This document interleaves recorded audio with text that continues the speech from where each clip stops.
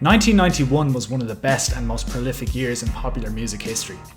The musical excess of glam rock and synth pop was beginning to fade out in favour of a more stripped down musical approach. And for fans of alternative hard rock, there was never a better time to be a music fan. Two of the leaders in the Seattle rock, or grunge movement, Soundgarden and Pearl Jam, both released arguably their finest albums in the form of Bad Motorfinger and 10 respectively. Funk rock pioneers Red Hot Chili Peppers brought out Blood Sugar Sex Magic, which catapulted them into superstardom, while surviving 80s metal stalwarts Metallica and Ozzy Osbourne released two of their best and most commercially successful albums in the Black Album and No More Tears respectively. However, as stiff as the competition was in the 1991 musical landscape, no album made a bigger impact on the popular music scene than Nirvana's sophomore album Nevermind. Released on September 24th of that year, it would go on to be an unmitigated success commercially.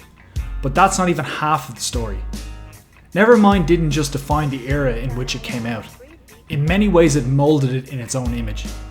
Its influence had an impact on the attitudes of music fans and critics.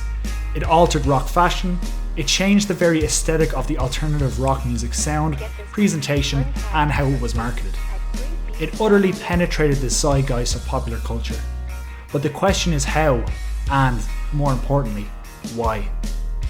Nirvana were a rock band formed in the town of Aberdeen in Washington State in 1987 by guitarist and vocalist Kurt Cobain and bassist Chris Novoselic. They had a revolving door of drummers from their formation until the fall of 1990, but managed to stick with one, Chad Channing, to record their debut album Bleach, released through Sub Pop Records on June 15, 1989. Recorded in 30 hours by producer Jack and Dino for $600, Bleach's sound reflects its insanely small budget. A grimy, lo-fi sonic pit, Bleach captured Nirvana at their most raw.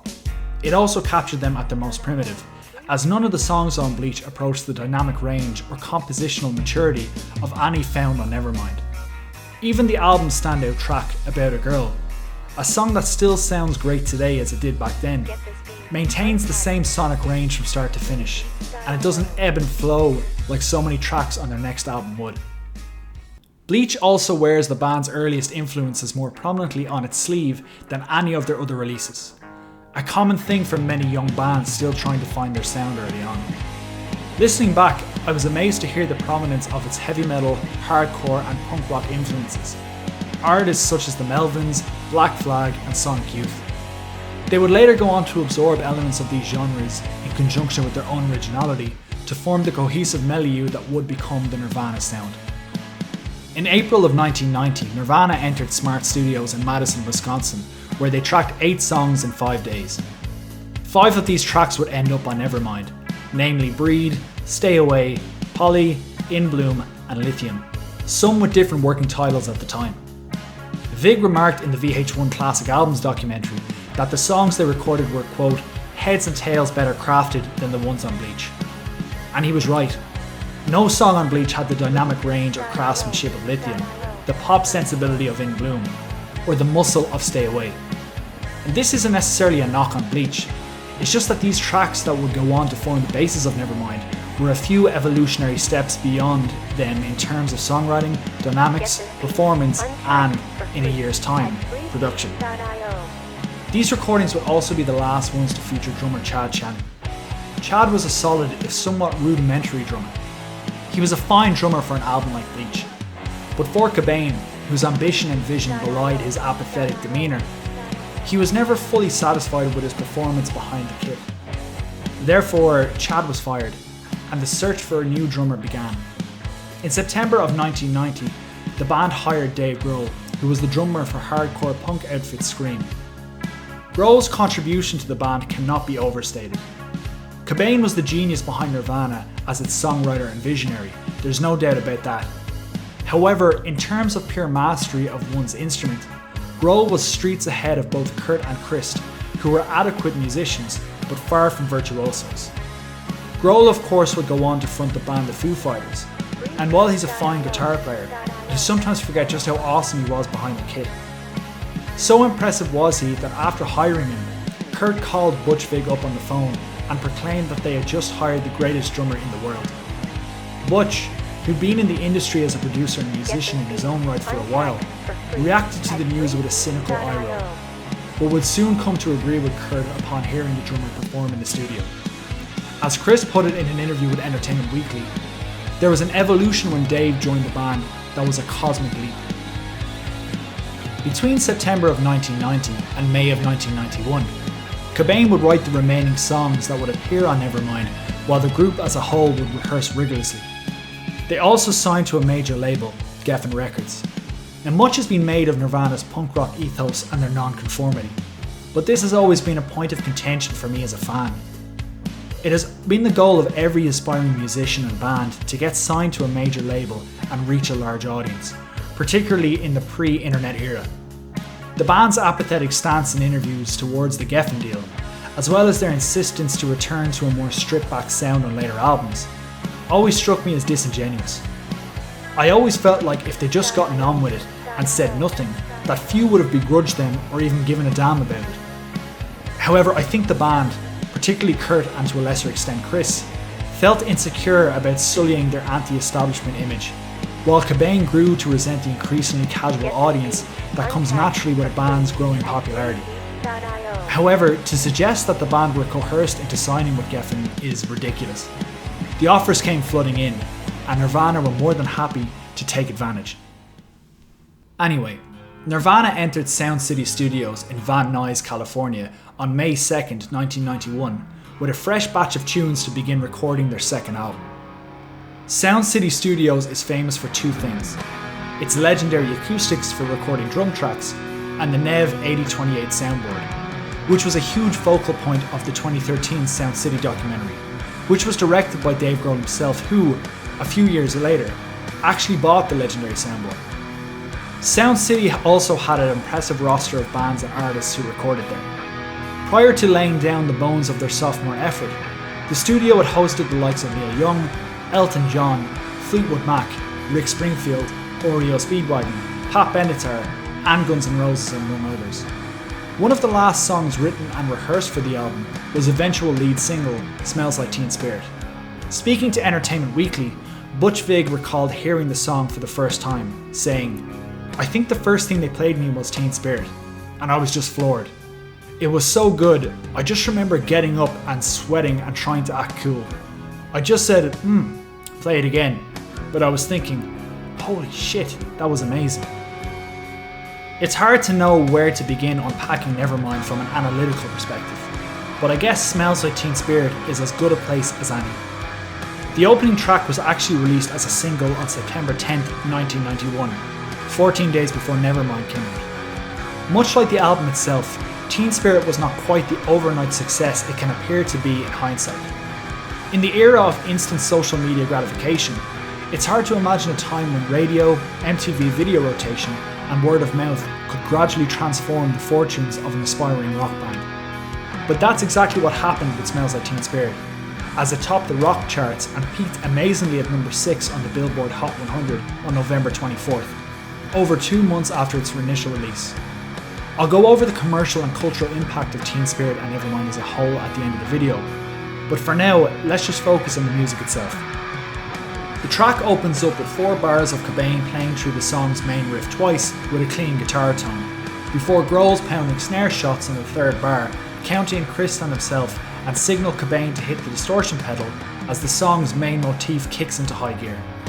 Instantaneously, we can hear the difference between the $65,000 Butch Vig Geffen Records School of Production and that of the $600 Sub Pop Jack Endino School of Production, with the wall of guitars and bass playing those iconic power chords underpinned by Grohl's fills, which are almost as distinctive as Cobain's riff. The wall of noise that hits the listener cannot be achieved in a live take with a limited budget. It requires appropriate acoustics, quality amplification, a good soundboard, overdubs, multiple takes, and competent production and mixing, courtesy of Andy Wallace. For all their punk rock posturings, the band were as polished as the production heading into the studio. Speaking to Billboard, Butch Vig had this to say about recording the album. Quote, "They were not slackers. Before they came to record Nevermind after Dave Grohl joined the band, they practiced every day for 6 months and they were tight as hell. They were ready and focused. And when I would suggest something, arrangement wise, just to tighten things up or make them a little more hooky, they would try and cooperate. There were no problems. 8 bars later and the first verse kicks in. Totally stripped back, Grohl plays a rudimentary drum pattern while Novoselic continues to play the main riff. Cobain plays a simple 2-note riff every 4 bars, which echoes over top. Cobain's cryptic lyrics are sung in a low, almost monotone fashion. The pre-chorus is used to build tension, as Cobain's voice carries a little more volume as his now distorted guitar plays that 2-note refrain now twice per bar. All of this tension explodes into the track's chorus, which is today still the band's most recognisable musical moment. That wall of noise from the intro returns, but this time Cobain screams those now famous lines, "With the lights out, it's less dangerous. Here we are now, entertain us." After the chorus, the track sinks back into a second verse, before rising back up into a second chorus. A solo section, third verse and chorus, and an outro refrain of the main riff, with Cobain screaming "A denial," brings the track to a halt. In an interview for Rolling Stone magazine in January of 1994, Cobain said this of the song: "I was trying to write the ultimate pop song. I was basically trying to rip off the Pixies. I have to admit it. When I heard the Pixies for the first time, I connected with that band so heavily that I should have been in that band, or at least a Pixies cover band. We used their sense of dynamics, being soft and quiet and then loud and hard. And the Pixies' influence is all over Nevermind, at least dynamically. The aforementioned quiet loud formula is used heavily in 5 of the album's 12 songs. While Cobain basically admitted to stealing the formula from the Pixies, he and the band used it to phenomenal effect. It should also be noted that all of the band's 4 singles, Come As You Are, Lithium, In Bloom, and of course Teen Spirit, are among these songs, with the 5th being Lounge Act, one of the album's deeper cuts. The dichotomy between quiet verse and loud chorus is extremely powerful when used correctly, and, most importantly, not overused. In that sense, Cobain and Vig displayed cunning restraint by not horseshoeing it into all of the album's songs.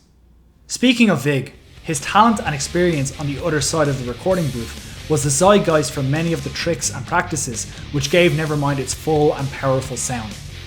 One of these techniques was double tracking Cobain's vocals and guitars, something Cobain was apparently initially reluctant to do. Speaking on the process, Vig had this to say: "I'd have Kurt double track his guitar in spots and then we'd do the vocals. He was reluctant to double track his vocals because he thought it sounded too fake." Apparently, Vig used the fact that John Lennon double tracked his vocals to coax Cobain into doing it, and said that after this revelation, Cobain, quote, "pretty much double tracked all vocals." How much of a fight Cobain actually put up is debatable, and I would say Cobain was more than willing to sacrifice his punk rock ethic to achieve the sound required for Nevermind. Either way, all I can say is thank God he acquiesced, because the fact of the matter is that this album's sound is just as vital to its quality as the songs themselves. The next track on the album follows the same soft, loud formula as Teen Spirit. It's going to get redundant to keep talking about the wall of noise guitars and pounding drums. However, it should be noted that some tracks on Nevermind are more heavily double-tracked than others, giving them a bigger sound.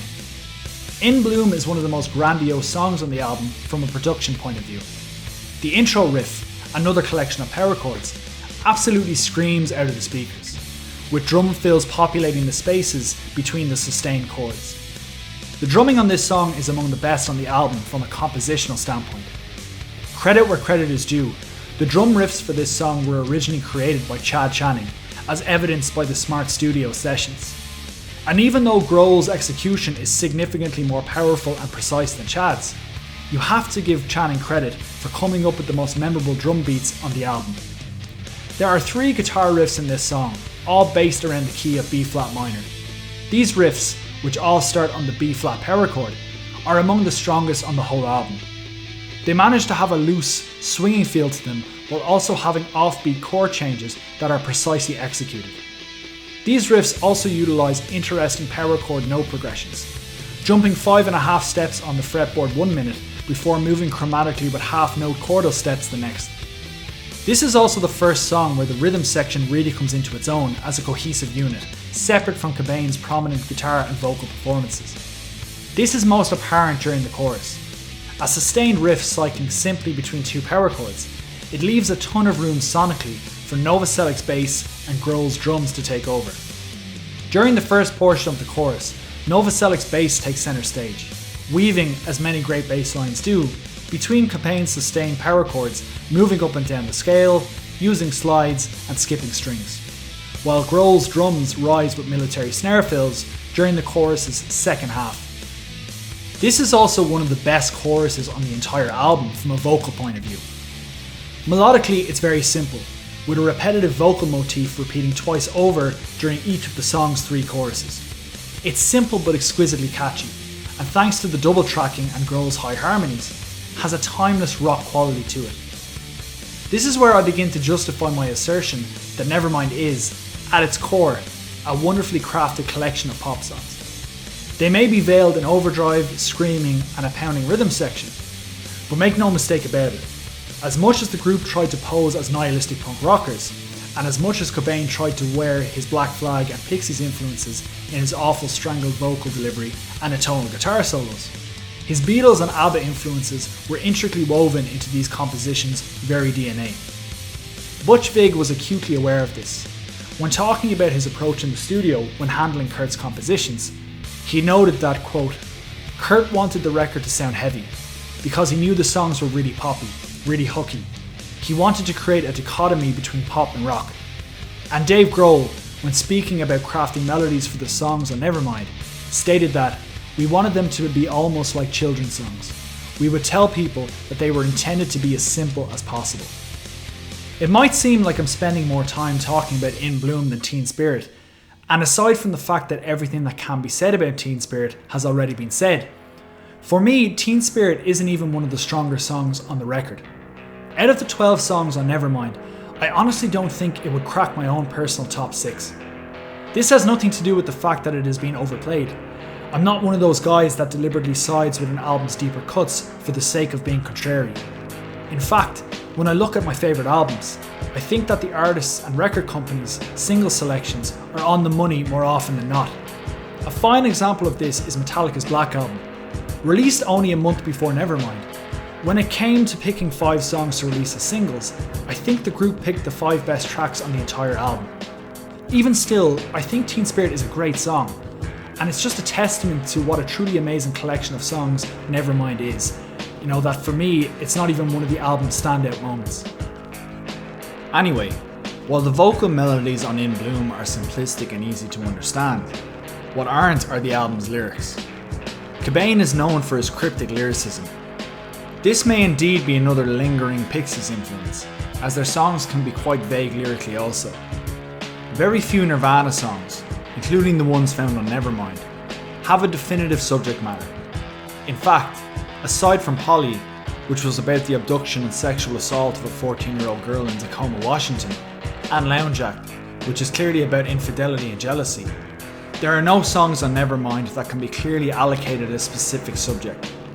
Instead, the songs on Nevermind are often disjointed lyrically, containing thematic smatterings here and there. When quizzed about the frontman's lyrics, Grohl commented that Kurt's philosophy was music comes first and lyrics come second, and that Kurt's main focus was melody. Cobain was often dismissive of people trying to analyse his lyrics, stating in a 1993 video interview that people expect more of a thematic angle with our music. They always want to read into it, and before I was just using pieces of poetry and just garbage. Just stuff that just would spew out of me at the time. And a lot of times when I write lyrics, it's just at the last second because I'm really lazy. So then I find myself having to come up with explanations. However, as with his apathetic punk rock ethos, Cobain's indifference to the significance of his own lyricism doesn't tell the whole story. While I believe Cobain's assertion that his songs were made up of random pieces of poetry from different thematic sources is completely genuine, I also believe that the depth and intensity of these sentiments are very, very strong. Cobain was an extremely sensitive individual who suffered with things like depression, social alienation, addiction and abandonment, the pain of which appeared in the lyrics he wrote. Butch Vig echoed these sentiments when talking about Cobain's lyrics, stating, "Writing is a form of therapy, and Kurt had a lot of demons inside of him. That was one way of getting them out of him. Even though you couldn't quite tell what he was singing about, you knew it was intense as hell. In fact, I would argue that the vagueness of Cobain's songs and the random nature of the lyrical pairings may be more indicative of his pain when approaching certain topics than not. It's common for people to run from their traumas and attempt to veil them rather than face them directly. In cases like this, people will often act out indirectly as a result of repressing their pain. I think Cobain's lyrics are almost a metaphor for this in prose. Cobain, as I said, was an extremely sensitive person. So when dealing with issues like the abandonment he felt as a child, his failed relationships, his depression, his angst, his addictions, it may have simply been easier for him mentally to flash brief glimpses of these issues to the listener, rather than bare his soul in total honesty and vulnerability.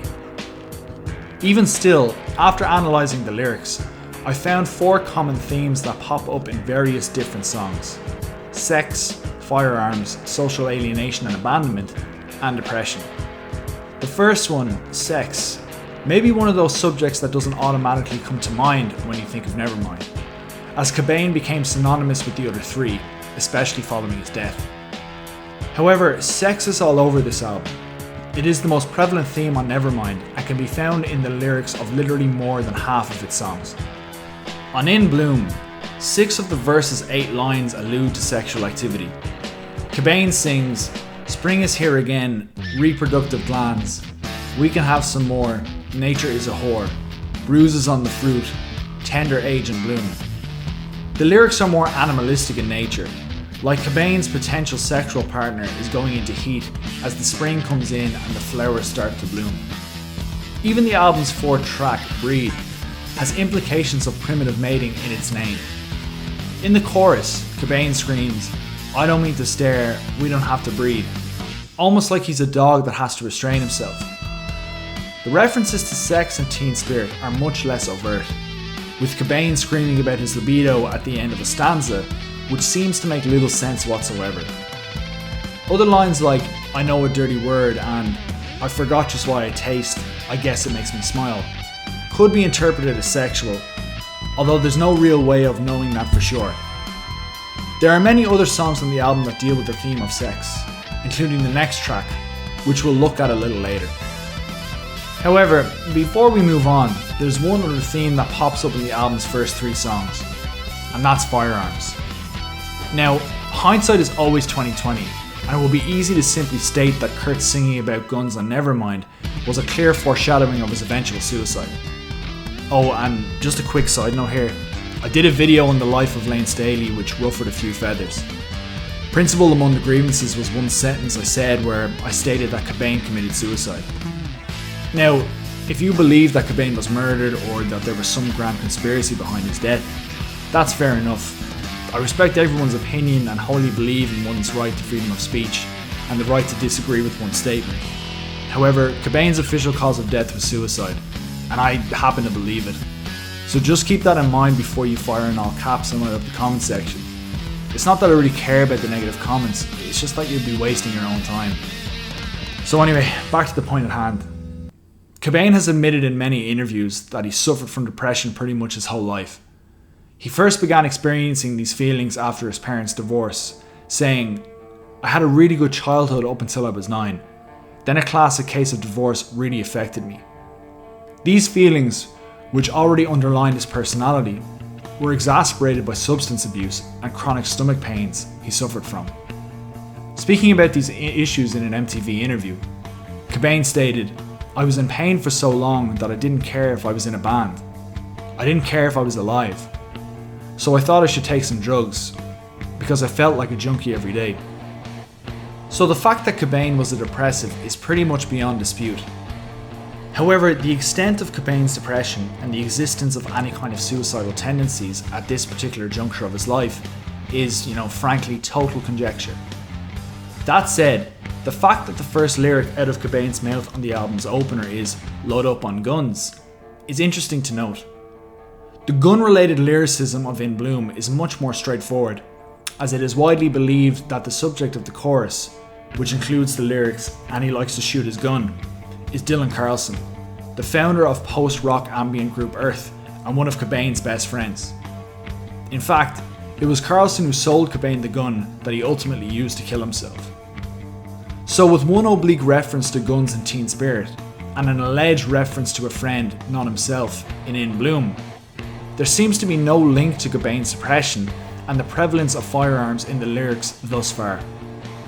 However, things get a little more complicated on the album's third track. It's not enough to call Come As You Are the best song on Nevermind, because for me, Come As You Are is one of the best rock songs ever written and recorded. If I had to compile a list of the 10 best rock songs I've ever heard, Come As You Are would easily be on it, maybe even in the top 5. This statement, like many others I've made and will make, is, of course, completely subjective. But I really feel like on an album of standout tracks, Come As You Are somehow manages to be in a class above all the others. Like many of the greatest songs ever written, there isn't just one thing that makes Come As You Are so special. It's its many different facets and how they work together that makes it so awesome. Let's start with the opening riff. A simple one built around the D5 power chord with ascending and descending chromatic notes. The clean riff is soaked in the chorus guitar effect, which gives it that shimmery, watery feel. The chorus effect, like flange or delay, has a tendency to be overused in rock music and can often be used to disguise poor songwriting or bad guitar playing. For example, a guitarist may use a delay pedal on a solo to hide mistakes, or use a chorus effect to make a bad riff sound more interesting or atmospheric. However, in the compositional hands of Cobain and the sleek production of Vig, you can rest assured that the riff is tasteful and memorable, and that the effect only serves to heighten the ambience of the song. After 2 playthroughs, the guitar is accompanied by the rhythm section. Unlike in Bloom, where the drums and bass played more elaborate parts in contrast to Cobain's more simplistic ones, here the rhythm section locks in completely with Cobain. Novoselic follows the riff note for note, while Grohl plays a most rudimentary drum beat. The reason for this is simple. Some songs require more decoration, be it from the rhythm section, the singer, or whoever else, while some just need the band to come together, play the notes, and ultimately serve the song. Come As You Are is one of those songs, and the group played together in perfect unison as we head towards the first verse. I always felt that one of the key ingredients to Nirvana's success were Cobain's vocals. For me, Cobain had one of the most unique voices in the entirety of grunge or alt-rock. One of the things I find interesting about looking back at the so-called grunge music scene is that, as much as the media and record companies tried to frame it as a cohesive movement of like-minded bands who played similar music, there really was no definitive grunge sound. For evidence of this, let's take a look at the big 4 of the genre: Soundgarden, Pearl Jam, Alice in Chains, and, of course, Nirvana. In spite of the fact that all 4 bands had their origins in Seattle, and they all rose to prominence around the same time, they actually don't have a lot in common, musically or vocally. Soundgarden were a sludgy, post-metal band with a Sabbath groove and a doomy edge, and had a singer in Chris Cornell whose piercing falsetto pays homage to 70s screamers like Robert Plant. Pearl Jam were a straight-up hard rock band with bluesy and melodic tendencies, and whose frontman Eddie Vedder's baritone wail inspired a whole host of post-grunge singers who shamelessly mimicked it. Alice in Chains carried their 80s metal influences through their music, toning down the bombast with a more straightforward, darker compositional edge. Their singer, Lane Staley, who for my money was the strongest of the 4, moved between a metallic shriek and an almost R&B-esque soulful vibrato. So far, so very different. Nirvana's music and Cobain's vocals were also very different, but Nirvana are a much harder band to define musically when you strip away the grunge moniker.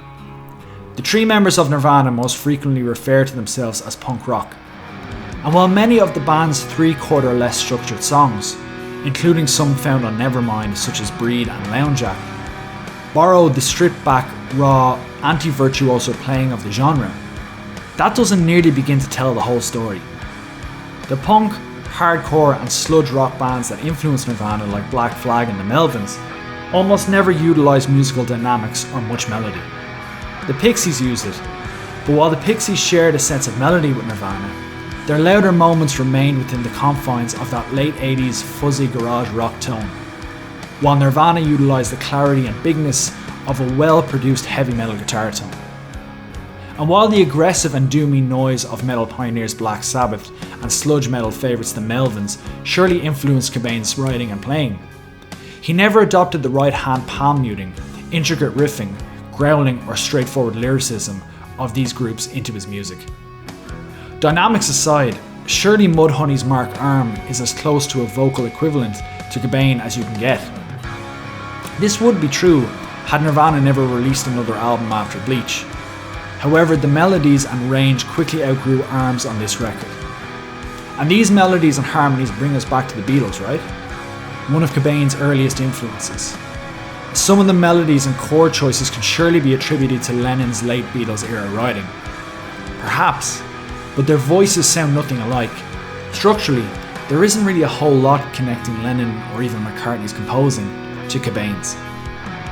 The point I'm driving at here is that Nirvana are an anomaly in the sense that there is no other band I can really think of off the top of my head that incorporated so many influences into their sound without wearing any of them on their sleeve in any really obvious way. Whereas it's much easier to spot a Sabbath influence in a Soundgarden song or a Led Zeppelin one in a Pearl Jam song, it's almost as if by combining so many different styles into their own while also tweaking them in their own image, Nirvana created a sound which is almost peerless. Cobain's voice is the same in terms of its uniqueness. Cobain is not a great singer in the sense that he has no particular mastery of advanced vocal techniques like vibrato or falsetto. He doesn't have expert voice control, nor does he possess a particularly wide range either. However, what Cobain possesses is something which, in the context of a rock and roll band, is even more important. A distinctive voice with an amazing tone that fits the band and its music perfectly. In fact, it's the imperfections in Cobain's voice that make it even better. How his vocal cords strain against the higher notes and screams, and how it shakes untrained under the sustained ones. Cobain was also not a master of the guitar. He was a perfectly capable player, but was not particularly advanced in terms of pure technique. Yet his ability to craft brilliant songs with the tools at his disposal resulted in music which was better than 98% of that produced by so-called virtuoso guitarists who lacked his creative gift. In a similar vein, Cobain managed to utilise his voice to fit the music perfectly. Whether this was by design or a happy accident is up to you to decide. Anyway, all of this leads us back to the first verse of Come As You Are. Cobain sings a counter melody to the guitar riff, which is equally as simplistic but somehow even more beautiful. Without the aid of the big backing track of In Bloom or Teen Spirit, we can hear the cracks and strains in Cobain's voice as he reaches for the verse's high notes. Again, this sounds like a criticism, but when reciting his melancholic lyrics sung atop the ambient instrumentation, it not only works, but drastically aids the feel of the song. Hearing his voice shake as he sings some of the opening lyrics like Come As You Are, As I Want You to Be, As a Friend, As an Old Enemy, it makes it all the more affecting. By contrast, imagine if you had a well-trained singer in Cobain's place singing the same parts flawlessly. I'd bet you anything it would sound nowhere near as good or as powerful. The chorus, which sees Cobain sing Memoria over and over again, also sees the band kick into second gear with some flourishes from Grohl. And while it's a really nice part, it really is used to set up the song's bridge, which is its loudest moment. Just like the chorus, this section utilises only 2 guitar chords. However, the volume is turned right up as Cobain sings I Swear That I Don't Have a Gun. No, I don't have a gun. This was the third reference to guns that I spoke of, which, in retrospect, is difficult to simply overlook. I don't want to dwell too much on the topic of Cobain's death, and this could simply be a piece of discarded prose that he threw in there. But again, it's one of those lyrics that's jarring to listen to now in hindsight.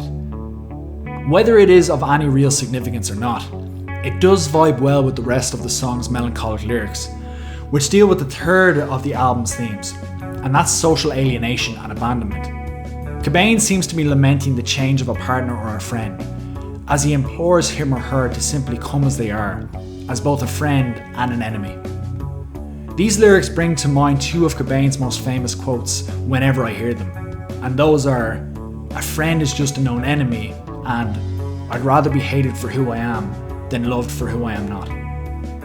Regardless of what these lyrics are referring to exactly, the execution is what's most important. Cobain's cries in the bridges are wonderfully harmonised, making it one of the most obvious "thank God for Butch Vig" moments. There is a solo based around the vocal melody before kicking into an extended playthrough of the bridge, which sees Cobain utilising slightly different drumming and picking changes, which make the song feel like it's ebbing and evolving around Cobain's vocals, even though the chords themselves never actually change. The song ends on the main riff again, while Cobain sings the chorus over the top before it all fades out on a sustained chord in a really clever moment, which brings to an end the real sonic jewel in Nevermind's crown. Much like many of Nirvana's songs, it's difficult to point to one riff, one moment, one lyric or melody which makes it great. It really just has to be experienced as a whole. I think Novoselic summed it up perfectly when he spoke about Come As You Are, saying, "The way the lyrics blend with the vocals and the aesthetic of the song, it just creates a world of its own. It draws you in, and that's the mark of any great art." So look, seriously, if you somehow never heard this album and never intend to listen to it, I implore you to listen to this one song, because it is a true rock and roll classic. So how do you follow one of the finest pop songs ever crafted? By stripping everything down, evidently. Breed is one of the most basic tracks on Nevermind from both the songwriting and production aspect. One of the few tracks on the album that even comes close to the punk rock moniker the band like to bestow upon themselves. It starts out with a dirty 3-chord guitar riff that repeats over and over, which is then accompanied by Grohl's signature galloping drum roll, and Novoselic once again shadowing Cobain's riff with a bass that is now doused in fuzzy distortion. You can tell that the intent was to make this song sound rawer, and I'm not just referring to the arrangement, I'm also referring to the way it was recorded and edited together. Cobain's guitar tone, like Novoselic's, is muddier and grittier than on previous tracks, lacking the muscle and clarity of the heavy metal-esque guitar tone found on the others. The guitar is also panned completely to the right speaker, while the bass occupies the left. This gives the track more of a live feel when contrasted with the multi-track wall of noise of the other songs heard thus far. Admittedly, Cobain's vocals are double-tracked on the chorus, but overall this is one of his rawest vocal moments, particularly during the verses where he sounds like he's almost mumbling his fractured lyrics out loud. The solo section is also one of the barest. As I said before, Cobain was never a guitar virtuoso, he was more of a songwriter, so his solos were never technical masterpieces, and oftentimes Cobain just parroted the vocal melody or choked the hell out of his guitar in an atonal flurry. Again, this doesn't make them bad, it's just his style. The solo here just sees Cobain tremolo picking a single note for 4 bars, before sliding up to a higher note, repeating this 4 times. Admittedly, his guitar pans across the speakers at the end of each note, but only for a moment. Another chorus comes in before the song comes to an end. Putting this song on after Come As You Are was actually something of a masterstroke, because following the best and one of the most sharply produced tracks with one of the album's most simplistic ensured that it wouldn't pale in comparison to it. It also provides some sonic levity and a bit of variety.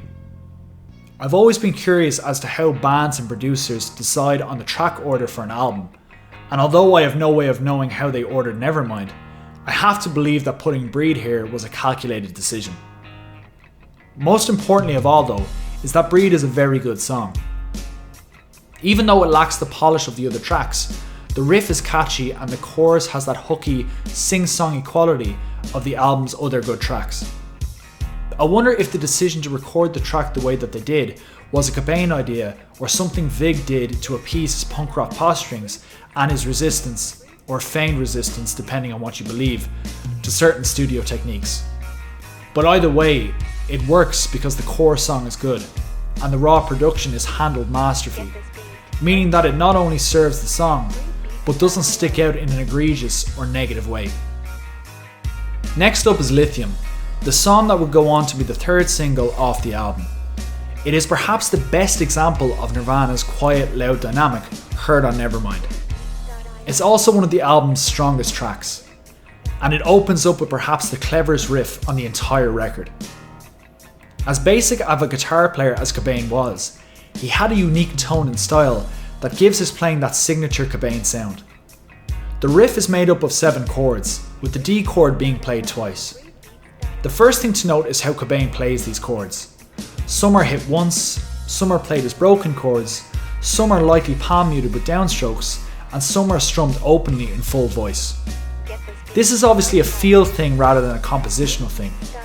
What I mean by that is when Cobain was playing around with his guitar and stumbled upon the riff, it was probably played in a similar way to how it was recorded, in that loose, sometimes syncopated style. The second thing about the riff are the chord choices.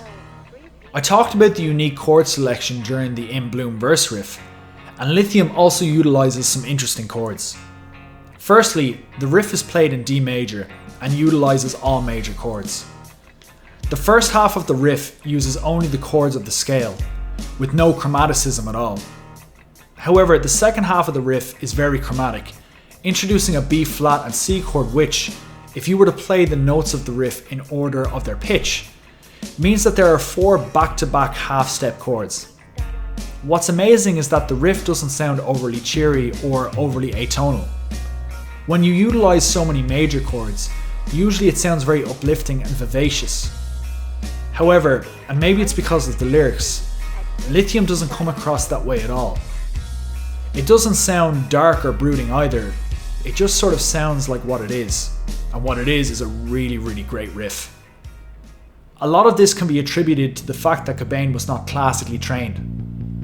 In rock music, the best composers oftentimes did not receive extensive musical training. Songwriting is more of a gift than a skill, and you either have the creativity to do it or you don't. Obviously, you need to be able to command your instrument to play the songs, but unless you're playing a technically intricate genre like jazz fusion or technical death metal, you don't necessarily need to master it. Cobain wrote songs based purely on instinct, and it's interesting to wonder that had he received an education in music theory, would it have affected his songwriting ability negatively? And you know what, I think it might have actually. In the verses, Cobain's guitar is joined by some tasteful drumming from Grohl, with his light cymbal touches sounding almost like a metronome for Cobain's loose guitar riffing. The verses' vocal melody, one of the catchiest and most melodic on the whole album, should be proof positive that the suave pop craftsmanship heard on Come As You Are was no fluke. What I like about the melodiousness of the verses is how it contrasts with the relative straightforwardness of the chorus, where Cobain just repeats the word yeah over and over. It's almost like Cobain knew that if there wasn't a hook in the chorus, there better damn well be one somewhere else on the track. Although Lithium is still pretty ambiguous lyrically, it is, perhaps somewhat ironically, the most thematically coherent song heard thus far. The clue is in the name. Named after an antidepressant, the lyrics heard in the first verse, "Today I found my friends, they're in my head. I'm so lonely, that's okay cause so are you, broke our mirrors," and others found in the second, "I'm so lonely, that's okay I shaved my head and I'm not sad," are clearly the pleas of a depressed man. And while much of the rest of the track's lyrics revert to the same jumbled prose and cryptic messaging, the tone stays consistent throughout, and we can see some thematic cohesion with other Cobain's tracks about alienation, identity and depression. When asked about the track, Cobain said that it was about, quote, some personal experiences, feeling the death void that a person is feeling, very lonely, sick. Musically, this is right up there with In Bloom as an example of the now formulaic hard-soft approach. The bridge notwithstanding, which is a repetitive 2-chord assault that's enjoyable but not quite as inspired as other bridges, the track uses the exact same chord progression from start to finish. Obviously, you can probably guess without having ever heard the song that Cobain lays heavily into the distortion during the choruses while also letting out that signature angsty wail. However, the band uses dynamics through its instrumentation and arrangements here as much as they do by laying on the overdrive every 16 bars or so.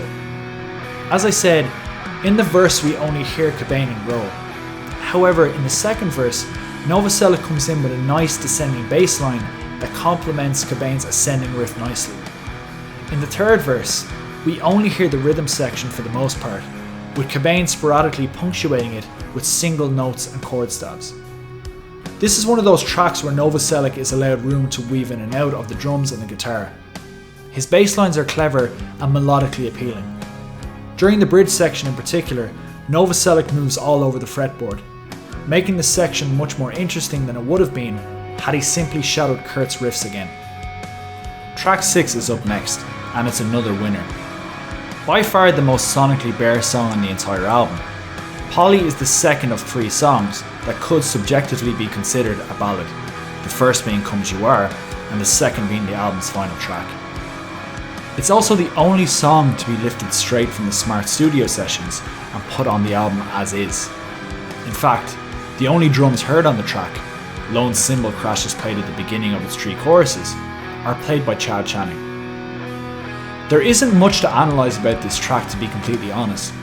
It's made up of 2 chord progressions, 4 chords each, both strummed relatively uniformly in 4/4 time, with the bass mirroring the guitar with some slight decoration.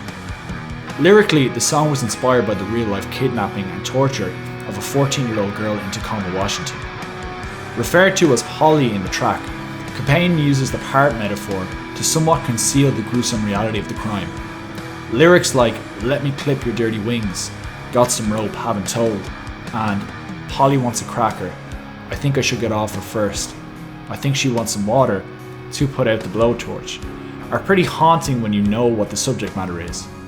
But I kinda like the fact that Cobain didn't just biographically list off the details of the act like many other bands would have done. It just wouldn't be his style, and the ambiguity works in the song's favour. So what makes this ordinary song so good? For me, like many other tracks, it comes down to the vocals. Understated throughout, the verse melody is catchy but not overly melodic, as Cobain, unharmonised, stays within the lower register of his voice. However, it's the chorus that really makes the song what it is. An extremely catchy melody which follows the guitar progression. Its harmonies give it a sense of atmosphere and a real sweet quality that makes it a serious earworm. It's one of those really clever moments in the album that once again shows off Cobain's uncanny ear for melody and Vig's intuitiveness in the studio, both of which make a relatively basic tune very listenable. Halfway through the album, and so far it's been one good or brilliant song after another. Even when I listened back to this album while writing this review, I was blown away by its sheer consistency, as it's just one banger after another.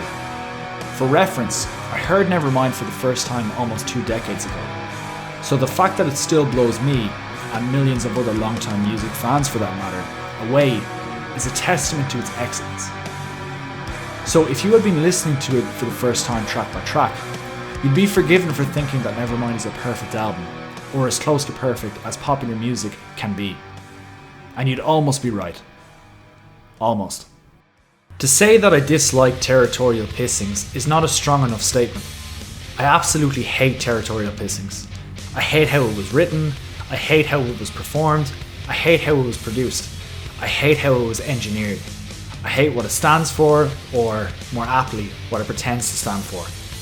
More than anything, however, I hate the fact that it's on Nevermind. Chris Novoselic once said that Nirvana started as a dissonant punk band that evolved and moved towards pop music. Never has a statement about a band being truer metaphorically, but falser musically. Even when you look at Nirvana's first effort, Bleach, they were never a true punk rock band. Sure, the sound was raw, dirty, and live, but it was also recorded on a 3-figure budget over what essentially amounted to a long weekend. The fact that they decided to release their cover of shocking blues psychedelic pop song Love Buzz, complete with catchy guitar riff and distinctive vocal line, means that even then Kurt was chasing the hook above all else, and that includes punk rock credibility. Nirvana were punk rock because they were broke. Once they got the opportunity to record a big album on a big budget and release it on a big label, they jumped at the chance without a second thought. Now, there's absolutely nothing wrong with this, as the dream of almost every young man or woman who starts a band is to release a big album and sell out arenas. So I don't begrudge Nirvana and Cobain for achieving this. In fact, I commend them for it. What I cannot commend, however, is the punk rock conceit the group tried to maintain throughout their career, particularly after Nevermind became a massive success.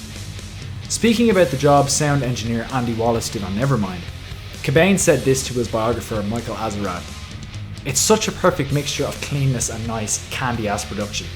It may be extreme to some people who aren't used to it, but I think it's kind of lame myself." However, these were the words of a man speaking in hindsight who was now embarrassed by his success. A man trying to save face amidst accusations of selling out. For the record, Andy Wallace did an outstanding job on Nevermind and is, in many ways, the album's unsung hero. More than this, Wallace did the job he was supposed to do. Cobain was meticulously involved in every facet of the band's music and presentation, as most strong, assertive band leaders are. After all, this is the man who, after seeing director Samuel Bayer's original version of the Smells Like Teen Spirit music video, which was shot for roughly $50,000, made it his business to personally oversee the re-edit as he was unhappy with how they were presented. If so-called punk rocker Kurt Cobain was image conscious enough to re-edit a music video, you better believe he was heavily involved in the shaping, or perhaps more aptly, approving, of the sound heard on Nevermind.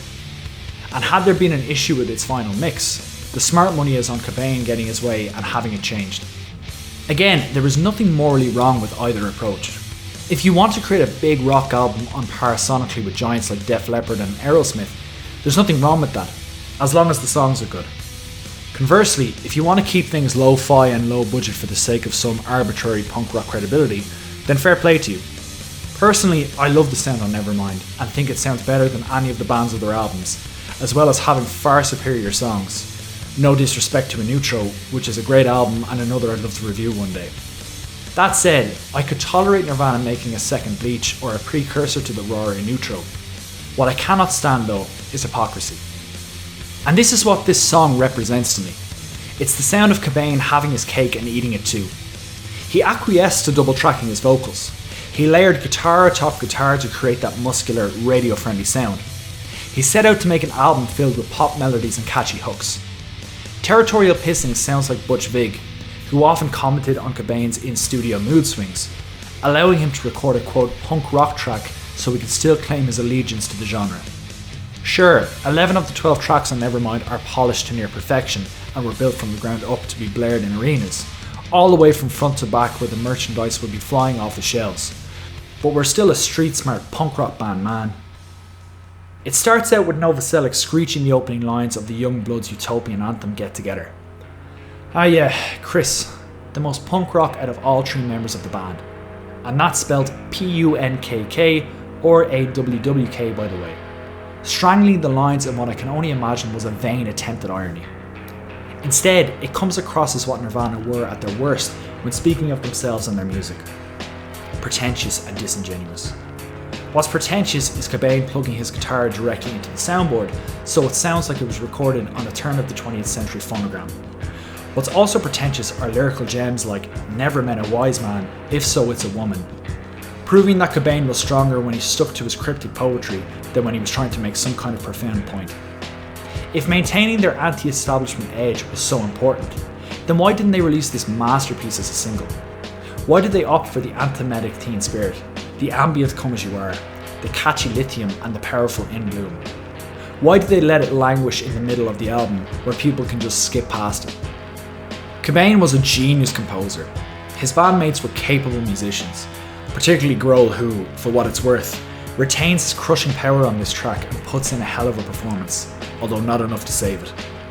However, they, particularly Cobain and Novoselic, could be insufferable when articulating their musical philosophy. Keep in mind that Cobain, the same guy who lamented the commercial sound of Nevermind after it had made him a lot of money and made his band one of the biggest in the world, the same man who despised, quote, yuppies and BMWs listening to his music, also demanded a larger financial share of Nevermind's royalties due to him being the primary composer. Again, nothing wrong with this in principle, as Cobain essentially was Nirvana. However, as a quote punk rocker who pledged to that ethos, nothing could be more antithetical to that philosophy. The real kicker though is that he demanded those royalties retrospectively, which is some seriously shady BS. At his and the band's worst, Cobain and Nirvana were worse than sellouts. They were hypocrites. More than any of this though, it pains me that Territorial Pissings is on Nevermind.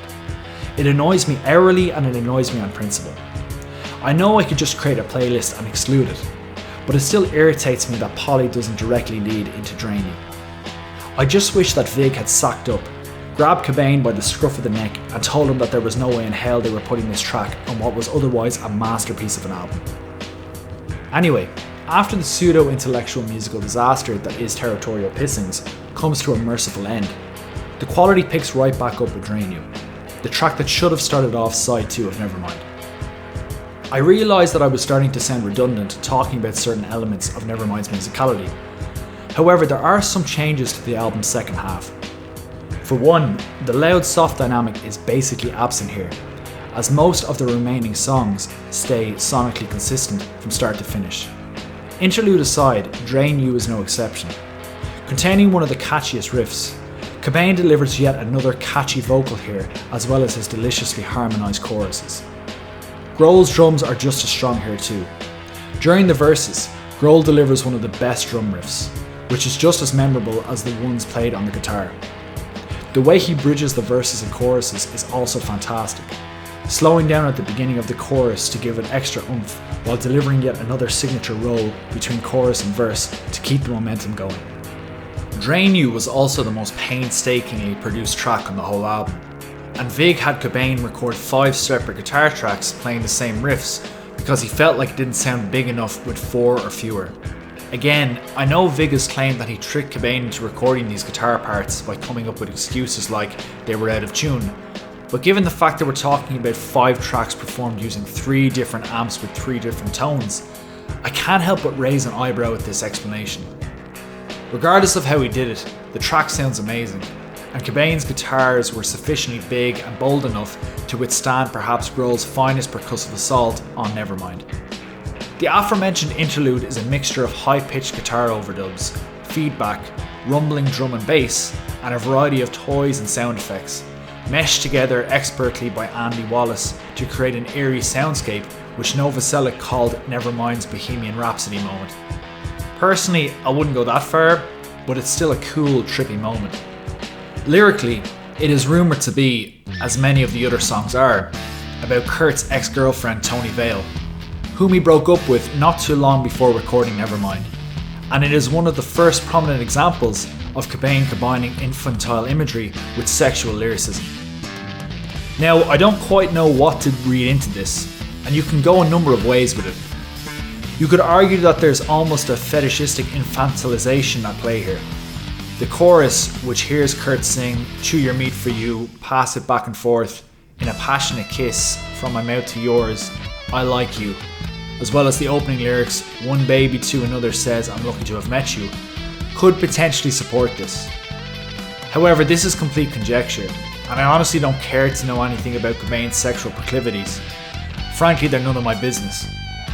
Either way, the equation is there nonetheless, and the chances are that Kurt, a master of the metaphor, just felt more comfortable addressing his romantic struggles in this way, regardless of what those struggles actually were.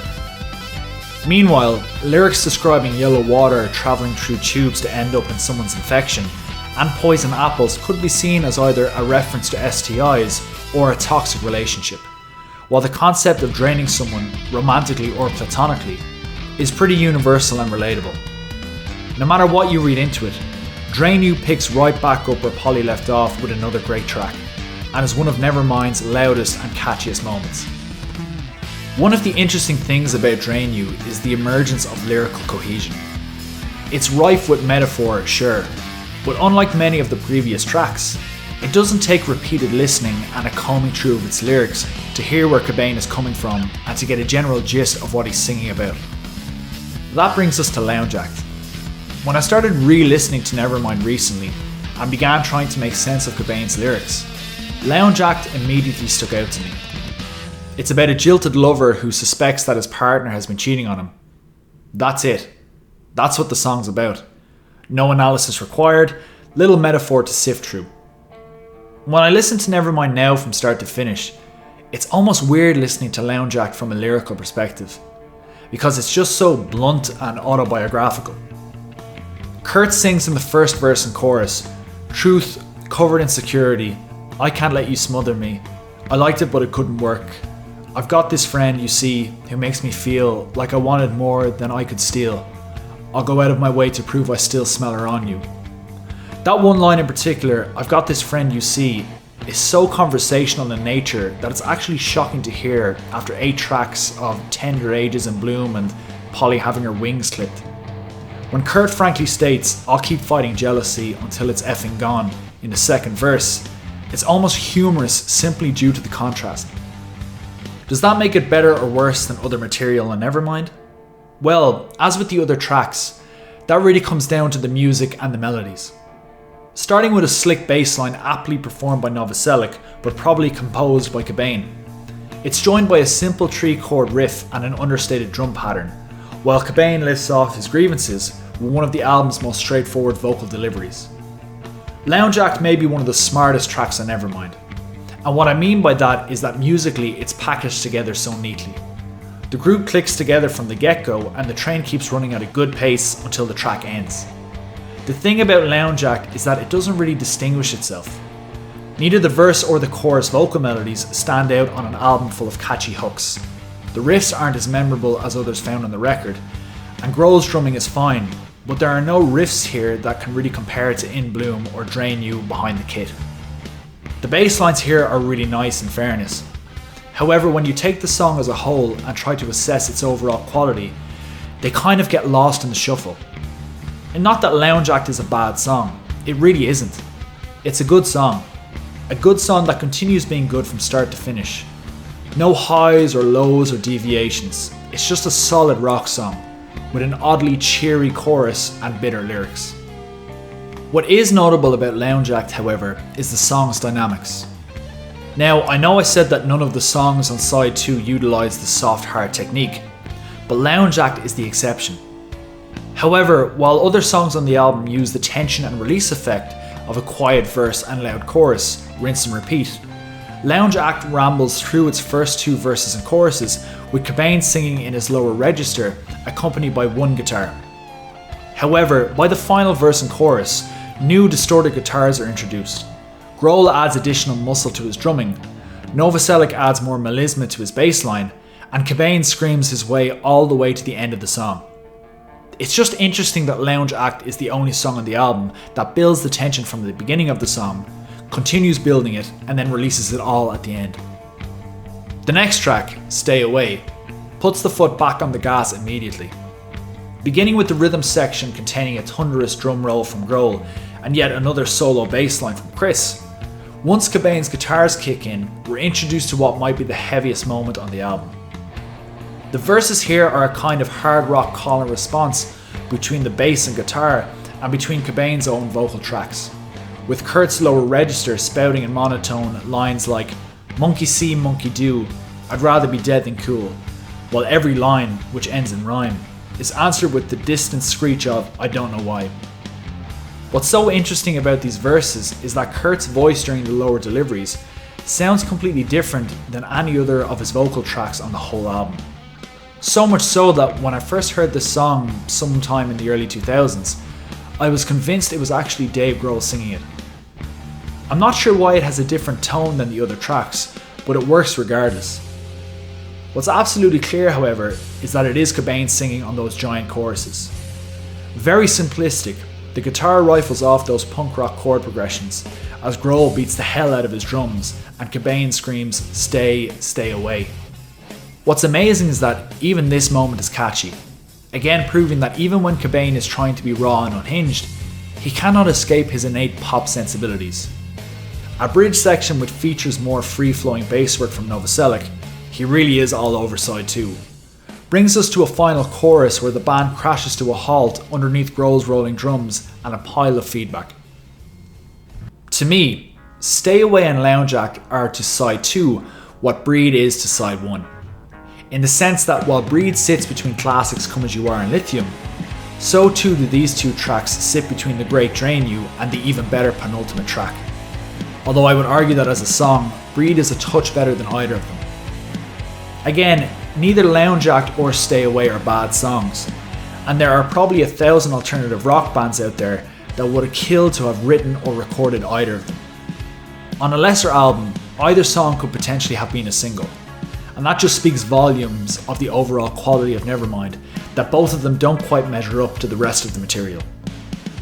The same, at least in my opinion, cannot be said about the next track. It's hard to use the word underrated while speaking of an album the magnitude of Nevermind. However, On a Plane isn't just the most slept on song on Nevermind. It may be the most underrated song in Nirvana's entire back catalogue. I must have said a dozen times over the course of this video that it's hard to pinpoint specific things about each song when trying to explain what makes them good or great, as it's usually a combination of the composition, the performances, the production, and how it's all put together as a cohesive piece of music that makes them so special. On a Plane is sort of different. The drumming is as powerful as always, and the bass weaves in and out in predictably clever fashion. But the guitar riffs are some of the least memorable on the album. Ask anyone who doesn't play the guitar to hum any of the riffs on a Plane, and I doubt they'll be able to. On a Plane is, to be frank, all about the vocals. More specifically, the vocal harmonies. Kurt sounds great on the entire song. However, it's the harmonies that occur in the verses during the line "Love myself better than you" and the harmonized humming during the choruses that elevate this song to another level. This is one of those shining Butch Vig signatures, and one of those moments where you realize that without him insisting on double tracking the vocals to achieve those rich harmonies, without him getting Kurt to layer his guitars to get that wall of noise, and without recording at Sound City and meticulously achieving that muscular, reverberating drum sound, many of the tracks on Nevermind would have lacked that little bit of magic that make them so special. And On a Plane is perhaps the best example of this. There isn't much else I can say about this track. I realise that almost everyone watching this will have heard Teen Spirit at some point in their lives, and likely other tracks off of Nevermind. However, if you've never heard On a Plane before, I highly recommend that you take 3 minutes out of your life to listen to some beautifully crafted and wonderfully produced pop songwriting. Because On a Plane is, for my money, the best track off of Nevermind, not named Come As You Are. And so we come to the final track on the album. Listening to Something in the Way, you would assume that it would have been one of the quicker tracks to record. However, it actually took longer than any of the others. Much longer. For context, this is what Vig had to say about the recording process for Something in the Way. Quote, "Nevermind was fast. We did that record in 16 days, and probably 4 days alone were spent just getting Something in the Way in shape. That was a really hard song to do because everything was tracked individually. We tried to cut it live a few times, but it didn't work out. The rest of the songs, we did a song a day pretty much. We just set up and play, and the band would usually get a take in 2, 3, or 4 takes. The reason Something took so long to finish is down to how the initial track was recorded. Laying on a couch in the recording studio one day, Kurt was strumming the chords of the track on an old 12-string Stella guitar when he started singing the lyrics. Wanting to capture the feeling of the moment, Vig recorded Cobain right then and there, setting up the bass for the whole track. Now the reason for this causing an issue are twofold. The first is the most obvious for anyone who's ever recorded music in a studio before, and that's timing. When you're recording a track, especially with multiple musicians, you almost always use a click track. This is a beep that acts like a metronome, which ensures that all the musicians keep perfect time, or beats per minute, when laying down their individual tracks. Now, this isn't an issue when performing live, because the band are all playing at the same time and will naturally find their groove. But even the tightest band will never keep a perfectly consistent BPM throughout a song's performance organically.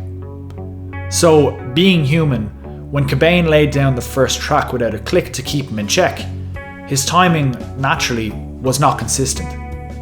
This means that when Novoselic and Grohl went in to do their parts, they couldn't use a click because Cobain wasn't in time, so they had to follow Cobain's guitar.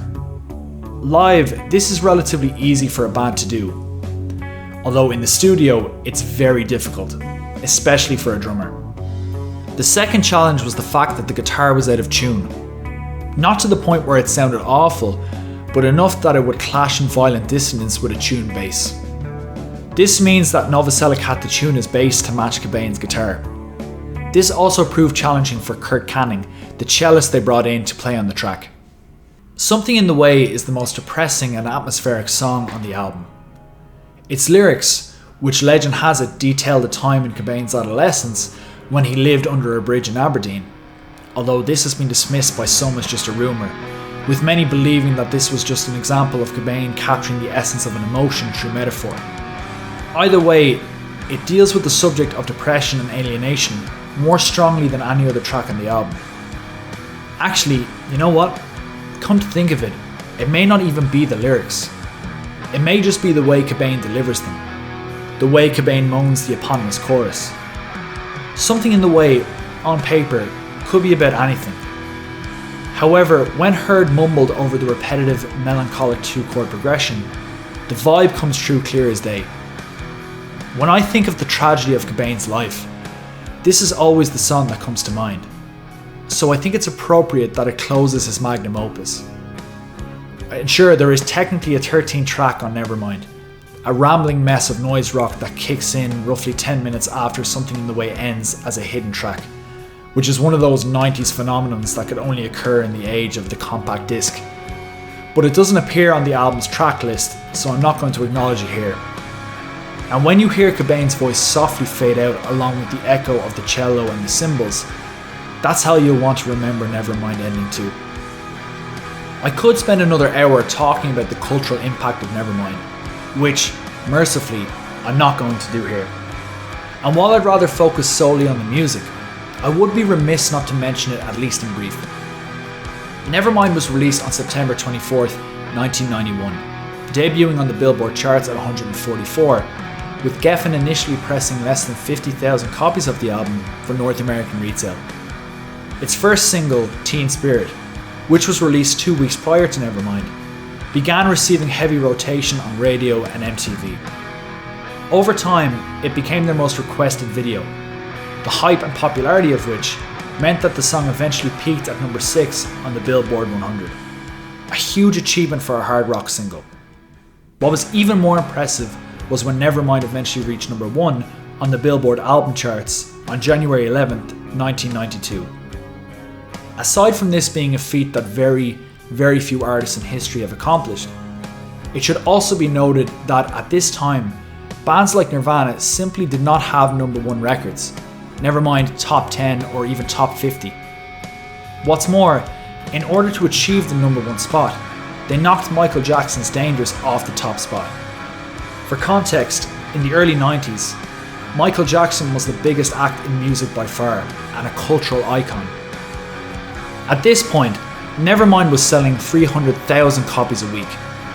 To put that into perspective, when the band initially released it, Geffen's highest aspiration was that it would sell 500,000 copies in 1 year. 4 months after its release, it was exceeding that number bi-weekly.